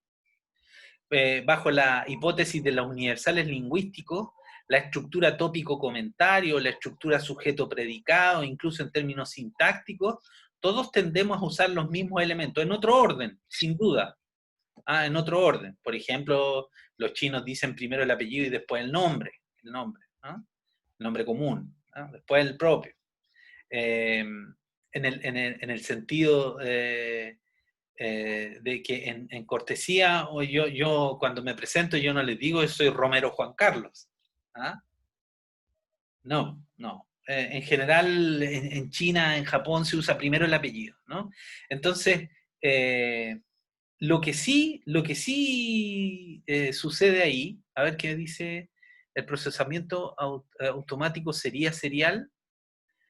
A ver, la idea es que se estructuró serialmente, ¿no? Y una vez que se automatiza, no sabes si es serial, porque lo que tú ves es que el contenido aparece, o la habilidad aparece, o no sé si me explico bien, ¿no? En el fondo, automatizarlo significa saltarse pasos, ¿no? El procesamiento automático es en paralelo, que recuerde, se pueden realizar dos cosas a la vez, sin duda. Esa es la idea básica, Ernesto, ¿sí? Entonces yo puedo tener una tarea automatizada Y a eso le agrego otra. Y claro, para el observador, ese es un actuar en paralelo, ¿bien? Pero para el sujeto que está desempeñando la tarea, que está ahí, como dicen, pidiendo dinero, macheteando, dicen los chilenos, ¿no? En la esquina, y que está haciendo equilibrio, y además con la pelota dando vueltas, dándole bote a otra y haciendo un hula hula en la otra pierna, ese sujeto efectivamente logró poner todas esas cosas en paralelo, pero ya es un solo esquema, ¿no? Entonces tú le quitas la pelota y probablemente, o le pateas la pelota y se le va a desarmar todo. A lo mejor puede quedar con la pelota dando vuelta en la mano, ¿no? La idea del procesamiento automático es que efectivamente, a ver, que sea serial es que uno es primero, el otro después, ¿sí? Si estamos hablando de automáticos, efectivamente una conducta aparece al mismo tiempo que la otra, ¿ya?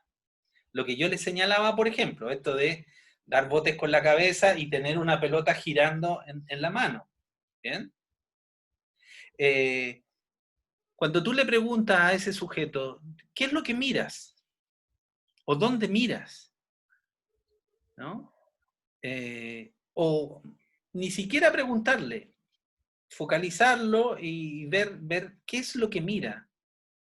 En general no miran a nada, ¿no?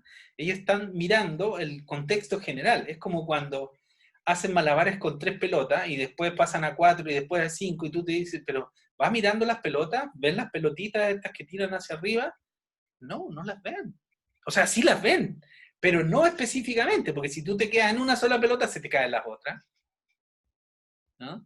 Entonces hay una cuestión ahí de coordinación visual, perceptiva, compleja, y que al principio es compleja y que después pasa a ser automática, ¿no? Después, claro, ¿y qué es lo que hace un experto malabarista? Te muestra cómo se hace, pero te lo explica, te dice, mira, tienes que tomar y después de tomar tienes que mirar y lanzar y tocar con la... No, la explicación ahí normalmente no es nomás, ¿no? ¿El controlado no es paralelo? No, no. A no ser que sea una actividad automática, ¿eh? Por ejemplo, caminar es automático, ¿sí? Hasta que aparece un hoyo, o hasta que se te rompe la chala, hasta que algo sale de su curso habitual, ¿no? Entonces, lo controlado puede ser habitual, pero es distinto si hay alguna transformación de por medio o cambio ambiental, ¿no? Entonces, tú puedes caminar y conversar, sin duda. Y ambas son automáticas. Y por eso que gozamos paseando y conversando, ¿no? Y claro, ¿de qué vamos a conversar? Ah, ya eso no es automático, ¿no? Aunque para los griegos sí existía algo, ¿no? ¿Cómo se llamaba? La peripatética, esto de hablar de filosofía y... Yo tengo un compañero de trabajo que se llama Alex Espinosa, no sé si le ha hecho clases Alex Espinosa, el doctor Espinosa. El profesor de filosofía. Claro. Con él cuando éramos jóvenes salíamos a trotar y adivinen de qué hablábamos. De pura filosofía. Bueno, y ocasionalmente de otros temas de hombres, fútbol, pero a él nunca le interesó ni el fútbol, ni los autos, las mujeres, por cierto, sí, no tengo para qué ocultarlo. Cuando hablamos de temas machistas, patriarcales, esas cosas, políticas, no, hablábamos de filosofía, fíjate, fundamentalmente, mientras trotábamos. Sí, sí, y yo no les puedo negar que parte importante de mis autores del siglo XX fueron constituidos en esos trotes.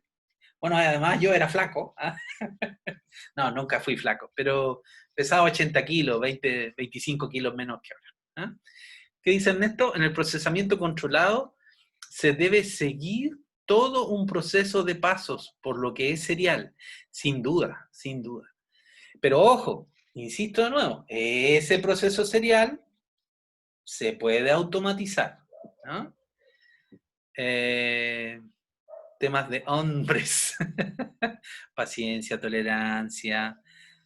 Dice Ana Paula, el proceso controlado, cuando se vuelve habitual, deja de ser controlado y se convierte en automático. Claro, exacto.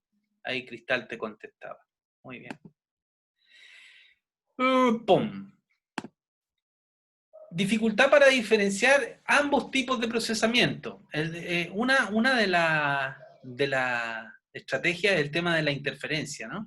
Que un proceso que no utiliza recursos, como probablemente uno podría atribuirle a los procesos automáticos, que no interfiere con los procesos atencionales, es automático, ¿bien? Y esa es la definición que tenemos de proceso automático, que no tengo por qué ponerle atención. ¿Ah? Ese es un tema, ese es un criterio, por decirlo, ¿no? Y luego, en un proceso controlado, en cambio, se utiliza la capacidad central, como decía muy bien Ernesto Montúfar, y por ello se interfiere con otros procesos controlados. Y ese es el tema, te cobra, ¿no? Hay un gasto ahí. La interferencia, entonces, es inevitable en el proceso controlado, definitivamente. Dificultades, otra cosa, la intencionalidad. Dado que algunos procesos automáticos pueden ser desencadenados directa o indirectamente por procesos atencionales controlados, es imposible eliminar en estos supuestos la intencionalidad. Claro. Puede que sea automático caminar, pero a dónde caminar está marcado por el objetivo, cuando salí, cuando eché a andar el caminar. Y eso, por ejemplo, los que hacen trekking, yo he hecho trekking, mucho trekking. ¿Ah? Eso de, por ejemplo, caminar con una mochila de 40 kilos, alrededor de 38, 40 horas seguidas, ¿no? Sin dormir, parando, por supuesto, pero sin dormir. Sí, claro, claro. Sí. Y recuerdo hasta la sensación, ¿eh? De esfuerzo muscular, pero también así que camina uno dice como zombie, automático, el cuerpo sabe, vamos para allá nomás, y le damos, ¿no? Allá se fue el sol, para allá. Cuando uno es joven hace esas cosas. Ahora, claro, puedo ir a pasear al Cerro del Sombrero, y el camino me lo sé también, hemos hecho varias veces con los niños incluso el camino. Hay cruces de mayo, ahí se celebra cruces de mayo. Y se hace procesión y suben abuelitos, abuelitas, y nosotros también. Por las cruces de mayo a veces, y otras veces por solo hacer el acto ritual. Por ejemplo, con mis hijos, cuando vienen, yo hago siempre el paseo al Cerro Sombrero. Es como un saludo al Ayllu ahí, a los espíritus del cerro y todo eso. Ahí, claro, el recorrido es cortito, la subida te demorará máximo 45 minutos, ¿no? A un paso relativamente, como la pendiente es significativa, uno va parando más por cansancio que por otra cosa. Pero en trekking de más de 3, 4, 5 horas, es increíble esto que les nombro de la automatización, pero tú nunca dejas de tener la intencionalidad, ¿no? De que voy a llegar. El proceso está automatizado, pero el objetivo no, se mantiene. La memoria. Tampoco parece ser suficiente pensar que solo los procesos controlados tienen capacidad mnésica, quiere decir de captar información memorística, ¿no? Dado que también los procesos automáticos pueden ser retenidos en la memoria. Y eso, de nuevo, el ejercicio físico, hay memorias corporales, ¿no? Los campeones de judo, yo le iba a dar el ejemplo, había un campeón de judo, y el campeón de judo solo hacía una técnica de piso. O sea, con esa siempre te ganaba. Entonces, uno decía, pero ¿cómo? ¿Y para qué son todas las demás técnicas? ¿Ah? Él decía, sí, no, si yo sé las otras también las sé hacer, y de hecho entrenaba y las sabía hacer muy bien. Pero cuando competía, esa era la que lo ocupaba, ¿no? Bueno, yo empecé a hacer lo mismo y también me fue re bien. No fui campeón, pero me refiero campeón, era campeón sudamericano, campeón nacional, ¿no? Fue tercero, cuarto en los Panamericanos en esa década del 80 y tanto.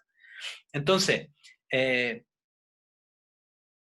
cuando uno se vuelve tan experto en algo, estáis soñando, ¡pum! Y hace la técnica, ¿no? ¡Pum! A mí me pasaba eso, ¿no?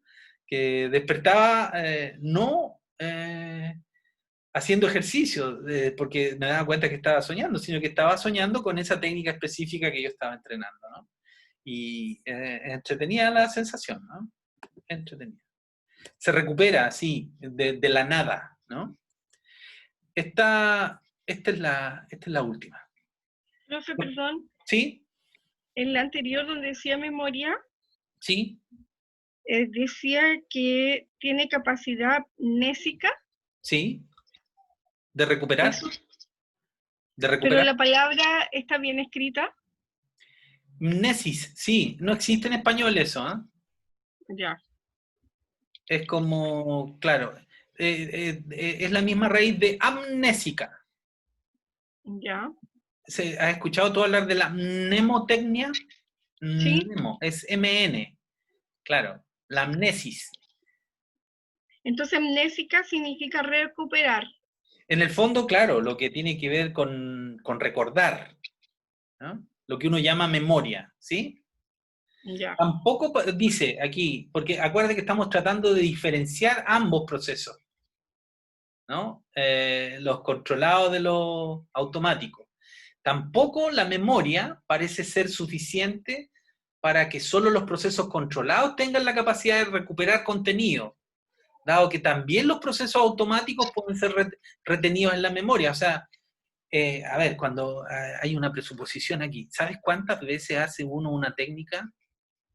Ogochi, hay una técnica que es Ogochi, gran cadera se llama, eso en japonés, Ogochi. A ver, te mentiría, yo me quedo bajo si te digo que hice unos 100.000 Ogochi. ¿Qué significa?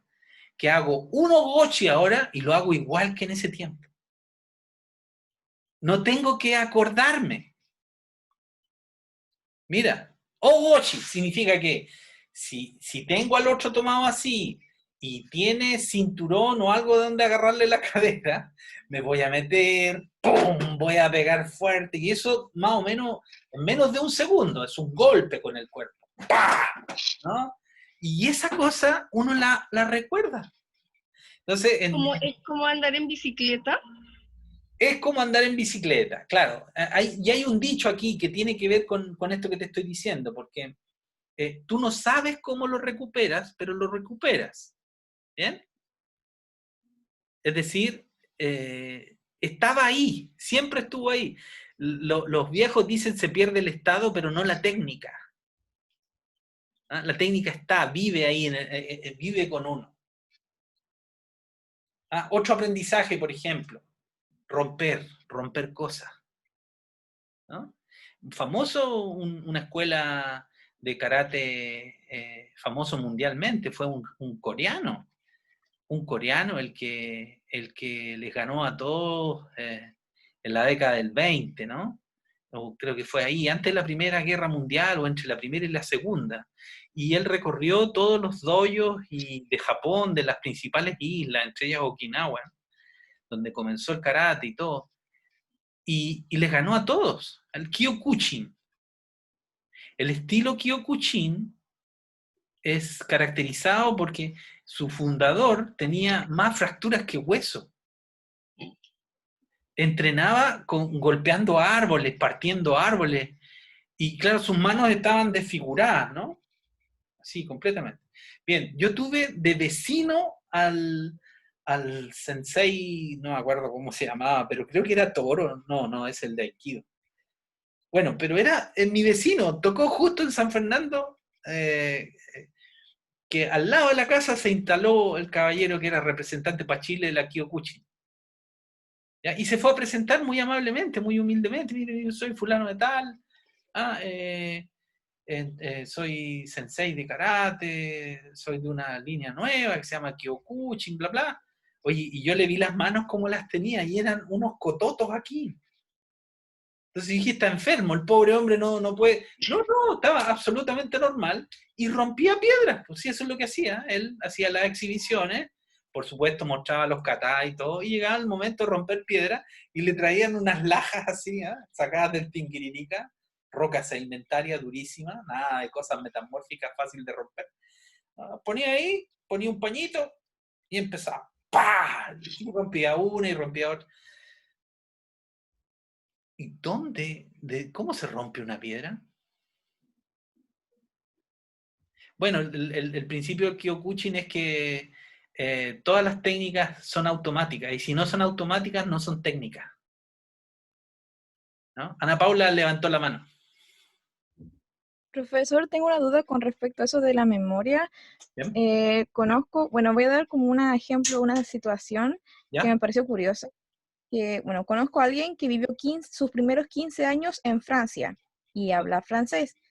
Y Bien. después se mudó a Canadá y empezó a hablar inglés. Y después yo lo conocí cuando tenía 21 años. Y después de todo ese tiempo me dijo que había olvidado hablar su lengua materna, que podía entenderla, pero no hablarla. ¿Cómo es posible que alguien olvide su lengua materna? Como todo, el lenguaje siempre es más crítico a entender que hablar, ¿no? Adaptativamente por lo menos, ¿ya? ¿Qué significa? Que uno aprendiendo a entender es que uno aprende a expresar.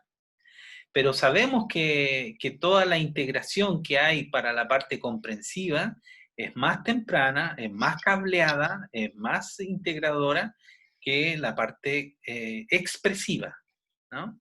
La zona del cerebro se identifica como de Wernicke, y Wernicke es mucho más complejo que Broca, y Broca es la parte del cerebro que está al ladito de Wernicke, en la zona temporal, ambas, ¿no?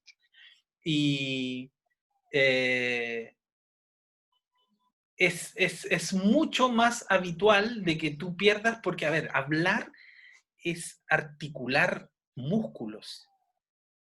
¿Mm? ¿Bien?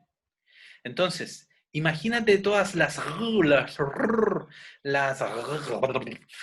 los franceses tienen muchos sonidos que son igual que en el alemán y más en el chino, en el coreano, ¿no? Que son muy difíciles de conseguir si uno tuvo un aprendizaje articulado en otra. Y no es raro, fíjate, el francés tiene una estructura sintáctica muy contraria al inglés, ¿no? Entonces, si él hubiese pasado probablemente del francés al español, no habría perdido el francés como articulación. Pero, sin embargo, lo entiende, ¿ok? Lo entiende. Yo fui testigo de cómo mis hijas aprendieron a hablar inglés, ¿no? Y a mí me asombraba eso, ¿no? Me asombraba. Yo reconozco que les estimulé algo, sí, pero ponerle el canal en inglés, eso era lo que yo hacía. Y no le ponía los subtítulos en español, no, se los ponía en inglés, para que vieran cómo se escribía lo que se decía. Y claro, ahora veíamos películas así, veíamos seriales así, yo a veces alcanzaba a leer, otras veces no, porque yo tengo pésimo oído para los idiomas, y no alcanzaba a leer, por ejemplo, en seriales como Friends, habían otras seriales súper buenas en ese tiempo, ya no me acuerdo, ¿no? Pero estoy hablando entre el 98 y el 2006, ¿no? Que fue cuando empezaron los cables a ser más baratos y ya todos teníamos cable y nos compramos tele específica y todo el cuento, ¿no? Entonces no es raro eso, ¿ah? No es raro, para nada, para nada, para nada. La sintaxis del inglés es anglosajona y germánica, ¿no? Entonces tienen otra forma de ordenar los componentes sintácticos. Y por eso que no es raro que la persona pierda la condición para estructurar frases. Y cuando vamos al acento, ups, ahí más todavía, ¿no? Más todavía. Sin duda son distintos, muy distinto, el inglés del francés. ¿Mm? No sé si... ¿Profe? ¿Ana Paula? Perdón. ¿Ana Paula? Sí, sí entendí. Gracias, profe. Ya, ok. Pilar, quería... Profe, Sí. sí, quería preguntarle algo. Resulta que mi mamá, por ser una fumadora empedernida, le dieron 2 ataques cerebrales. El primero le quitó la capacidad de hablar. Perdón, ¿completamente o parcialmente? No completamente. Ya, ok. La capacidad, claro, la capacidad de hablar. Y cuando sufrió ese ataque, después, con el tiempo, yo le estuve haciendo algunas terapias y yo me di cuenta en ese proceso que cuando ella ponía absoluta atención a lo que quería decir, podía gesticular algunas letras, por ejemplo. Entonces, yo le empecé a hacer terapia de relajación para que primero se concentrara y pusiese atención en ello, y lo logramos como en unos 6 meses más o menos, y ella volvió a hablar. Ya. Con dificultad, más lento, pero después con el tiempo recuperó completamente su capacidad de lenguaje. Entonces mi pregunta era, ¿ese es un proceso automático, el lenguaje? Sí. O sea... Perdón, sí, dale. perdón, es un proceso automático el lenguaje, y eso es una capacidad que siempre va a estar ahí a pesar de que biológicamente uno sufra cualquier tipo de problemática, y luego uno lo puede recuperar siempre o no. No, depende de la magnitud de los accidentes vasculares, claro, claro. Entonces siempre hay, lo que sí es cierto es que siempre hay plasticidad neuronal, ¿no? Entonces, esto de que el cerebro trabaja en paralelo, en distribuido, serialmente, caóticamente, de que cuando uno habla hasta, cuando dice uno habla hasta por los codos, ¿no? Eso no deja de ser cierto, ¿no? No deja de ser cierto. No solo la atención es ubicuo, el lenguaje también, ¿no? Pero claro, si son accidentes vasculares masivos o son accidentes vasculares repetidos, sin duda que el daño al final termina, por supuesto, por acabar con la función. En el caso de mi papá, él tuvo accidente vascular, también fumador, igual que mi mamá, ¿no? Mi mamá después de la operación al corazón dejó de fumar, pero ya tenía un trombo ahí en la aurícula, en una de las aurículas, de donde se desprendieron trozos de ese trombo y se le generaron ahí infartos cerebrales, es muy, muy severo. Mi papá tuvo 2, mi mamá tuvo 4. 4, sí, claro. Y entonces, después del primero, efectivamente logró incluso hablar bien, casi normal. ¿Ah? Pero después del segundo ya quedó sin la capacidad de hablar. Entonces, ella trataba de hablar con el mismo tono, y por ejemplo era una cosa así. Entonces tú sabías que te estaba retando por algo, porque levantaba la mano, hacía el gesto, pero tenías que empezar a ver qué quiso decir. Entonces, mamá, estás enojada. Y ella se escuchaba y no le gustaba, entonces, pum, no habló más. No habló más. Y claro, cuando trataba de hablar, y después del tercero, ya no podía decir nada, ni aunque quisiera, ¿no? Y ahí entendía algo nomás. Pero suponte tú, yo tenía un problema aquí con los dientes, ¿no? Tenía un diente oscuro, porque tenía un tratamiento de conducto mal hecho, se me murió el diente y el diente empezó a cambiar de color. Entonces lo que ella quería era que yo me cambiara el diente. Entonces iba a verla año tras año, verano tras verano, y no me hacía el tratamiento porque yo soy fóbico a los dentistas, bueno, en ese tiempo lo era. ¿Ah? El año pasado fui después de 25 años al dentista. El dentista casi se murió. Bueno, yo también. Cuento corto, mi mamá, fíjate, tenía medio cerebro, así, medio cerebro. Y me decía, ¿y cuándo? Porque ella mantuvo todos los conectivos. Entonces, suponte tú salías a la reja, era súper divertido. Salía a la reja y, claro, agarradita por el lado izquierdo, el lado derecho, todo con hemiplegia, ¿no? Absoluta. Y efectivamente tenía esta cosa de que pasaba la gente y mi mamá decía, no era capaz de decir hola, ¿no? Entonces, pero respondía facialmente al hola. Entonces la gente le decía, hola señora Angélica, ¿cómo está? Aquí estamos. Y se sonreía, ¿no? Aquí estamos. Y efectivamente hacía comentarios. Todos esos son automatismos.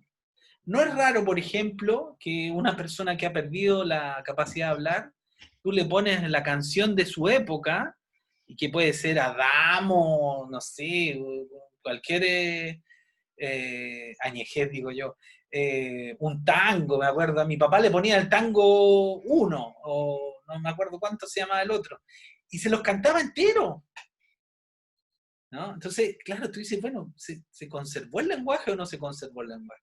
Bueno, lamentablemente era solo lo referente a la música. Tenemos otras personas que han tenido accidentes vasculares, han sido, por ejemplo, pianistas así brutales, excelentes, digamos, como concertistas, no son capaces de hablar, pero tú los sientas al piano y el tipo te toca, no sé, a ver, piezas clásicas completas, ¿no? Y son maravillosos, maravillosos, pero claro, no se acuerda cómo se llama, no sabe quién es, complejo la cosa, ¿no? Complejo. De acuerdo a Simon, mira, una tarea se hace consciente cuando, y esto presuponiendo que está automatizada, ¿no? Cuando se detecta un error, o sea, la predicción es inadecuada, esto que yo les comentaba al principio de Ulrich Neisser, de que hay un quiebre de la expectativa, ¿no? También cuando es infrecuente, cuando no está automatizada, ¿no? Claro, es infrecuente, por ejemplo, lo de los temblores. Si bien es cierto, tenemos varios guiones que podemos repasar mentalmente, nadie tiene tanta, aunque todos quedamos expertos después del 8, ¿no? Porque por las réplicas, ¿no? Cuando es saliente, o sea, cuando destaca sobre el fondo, el ejemplo del bombazo, ¿no? O cuando es relevante, importante, ¿no? Por ejemplo, yo no sé si a usted los han asaltado alguna vez, pero yo te aseguro que pusiste atención cuando te asaltaron. Ahora, y te acuerdas, me asaltaron me asaltaron en 1982 en una micro Bilbao Lo Franco que tomé en la Plaza Italia para llegar a San Pablo con la reja, me estaba bajando por San Pablo hacia el poniente, y el ladrón subió y en vez de darme la bajada, se trató de subir más, entonces me pareció sospechoso. Y él pasó y me apretó, qué sé yo, y yo andaba, era invierno, andaba con una parca que me llegaba casi hasta la rodilla, y después que pasé por él, esa cosa así instintiva que me toqué si tenía la billetera y no la tenía, ¿no? Entonces me pongo, me doy vuelta en la pisadera y le digo, mi billetera, ¿ah? Y había otra persona, ya él ya se había corrido un par de lugares. Y él llegó y soltó la billetera. Entonces agarré por abajo, así, pum, pasé entre las piernas de la persona, permiso, esta es mi billetera, va un ladrón ahí, cuidado.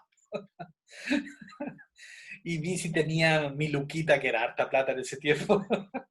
Tenía unas lucas ahí, que era el presupuesto del mes. ¿Ah? Bueno, eso sucede, ¿no? Sucede todo el tiempo.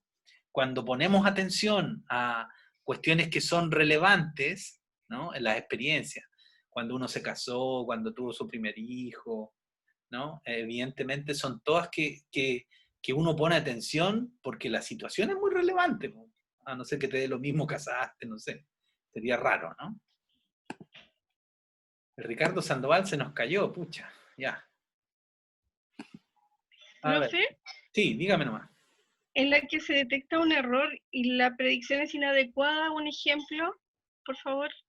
Al tiro, espérame un poquito. Dice, la conciencia también sería una dificultad. No entiendo eso, María Luisa Barraza.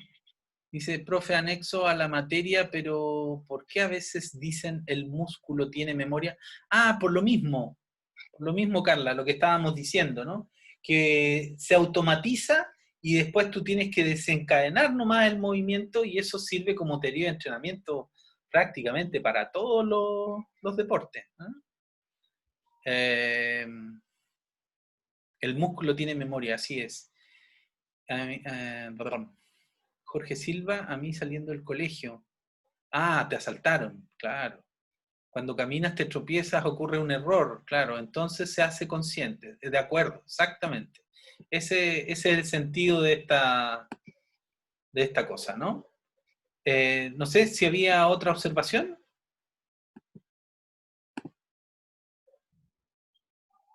No entiendo eso de cuando te la corren.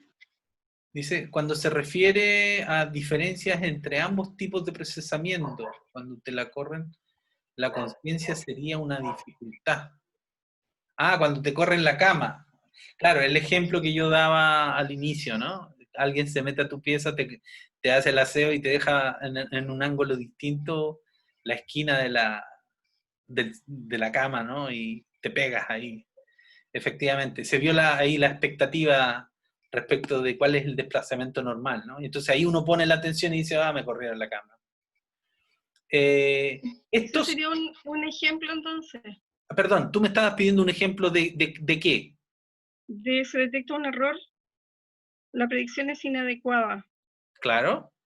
Ese es el ejemplo. Ese era el ejemplo. Ya. Por ejemplo, claro, ¿cuál era el ejemplo? Uno entra cansado a su habitación, ¿sí? En el supuesto de que estás el mío era una habitación que tenía 3 camas. Ahí estaba el Jorge, que era estudiante de medicina, mi amigo el Icho, que también era estudiante de medicina, y estaba yo. Mi cama era la tercera, la que estaba más cerca de la ventana. Bien, entonces yo tenía que pasar entre mi cama y su cama. Pero cuando hacían el aseo la dejaban más corrida acá. Pero tú entrabas y como eran más piezas antiguas, casas antiguas ahí de Providencia, Viña del Mar 7, cerquita de la Plaza de Viña. Y estaban siempre oscuras, ¿no? Porque la señora venía y cerraba las cortinas para que no se enfriara. Y yo, me aforraba unos rodillazos. Tenía unas marquesas de madera como con así engrosamientos, ¿no? Entonces quedaba como 5 o 10 centímetros corrido y yo me pegaba siempre. Entonces decía, de nuevo corrió a la señora a la cama. Profe, Le ¿me pongo puede- atención, disculpe, le pongo atención a la cama solo después que me pego. Ese es el tema. Y entonces ahí, ¿cuál es la tesis? Que uno viene con una atención global, estás entrando, no hay para qué poner atención, porque si tampoco habían más muebles, estaban las camas y cada cama tenía un escritorio a los pies y después en la proyección de la misma cama estaba tu ropero, un velador, nada más. Eso era lo que cada uno tenía. Velador, una mesita chiquita que era el escritorio, era un poquito más ancha que uno, digamos, pero claramente más estrecha que la cama, que era de una plaza, y el ropero que también era un roperito, así como de 50 centímetros, 60, pero alcanzaba perfecto por lo menos para mí. ¿No? Entonces, no era que uno tuviera que llegar poniendo atención y midiendo a ver por dónde voy a pasar, no, había harto espacio. Ana Paula dice, cuando una tarea o situación es relevante, tiene que ver con la pertinencia también. Sí, claro. Y la Cristian se retiró. Listo. Oye, nos pasamos de la hora. Nos pasamos de la hora. Un segundo.